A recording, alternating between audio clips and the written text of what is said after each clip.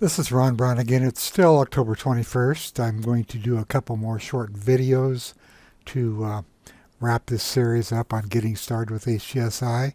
And it's 1:13 Central Time. I'm going to go in here, just take a look at the major market ETFs, click through to a warehouse view. And I'm using the scorecard ETFs intraday view under the top-down process views for ETF analysis, and you can see that the market's holding up very well today. This is unlike the last 3 days. It's positive. If you look over here, and I'm sorting on the intraday range, you can see that several of these ETFs are trading at their high of the day. There's only a couple down, and that's the dollar and the short Treasury ETF. So I know I have a strong market here. Now I'm going to just go into all securities, click through to the warehouse. So I'm in all securities. In my warehouse view now I want to change views. I'm going to go down here to daily prospecting scans. And the way I have these arranged is I have an end of day and then I have an intraday. So here's the end of day as of last night, sorted on the raw combo, which is something called moving up quickly, and these are the strongest stocks last night. There's 3,739 in here right now, but that number changes, so don't be alarmed if you have a different number when you're watching this. Now I'm going to move down to 1A, which is the intraday view, and this shows me where the strength is today. I'll go up near the top of the list and sort on raw combo, and if you look down here you can see how much these are gaining. Now this is an awfully long list to look for stocks. I'm going to show you some other things here in a minute, but quickly I'm going to move down through a few of my views just to show you how you can cut this down. This is a 10-period volume point of control crossover today, which was yesterday, and you can see the zeros down this column. This is a VPOC crossover, so these are all stocks that crossed over yesterday. Here's LCID. This is a beaten down stock. I want to go to a different chart. I'm going to go to my daily analysis charts, and I'll just use chart number 1 here under my daily analysis charts. And as you can see, this is a stock that is being a bottom fished because it's in a downtrend.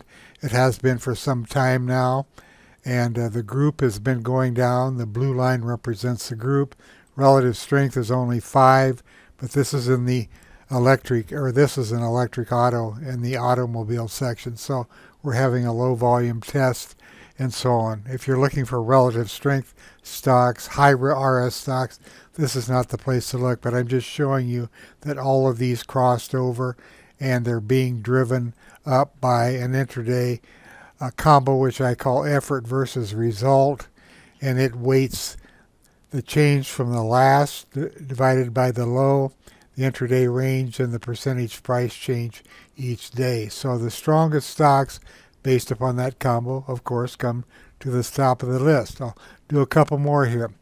This is a 3 and 6 crossover with a 2-day window. So if you look down this column right here, it's the days since the 3 crossed the 6.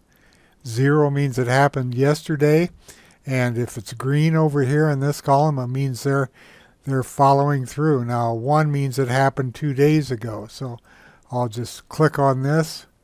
That's a really inexpensive stock. Let's get something else here, and I'm going to change charts here. I'm going to go down to my undercut and rally charts and use the intraday statistics.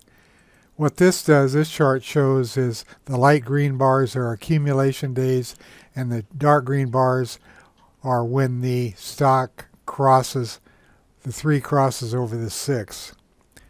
I'll bring this in close so you can see it. You can see the crossover here, and then this is the follow through today. Let's look at one more.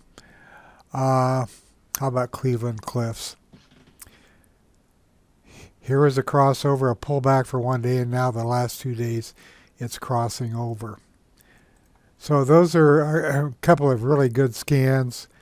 And this one here, same thing, except this requires a pocket pivot or an effort to rise.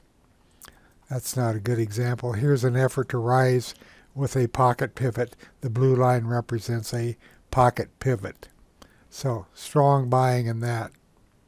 Continuation indicator, the 3 is above the 6, and there's either a pocket pivot or an effort to rise candle. I'm looking for a stock I know, Nucor.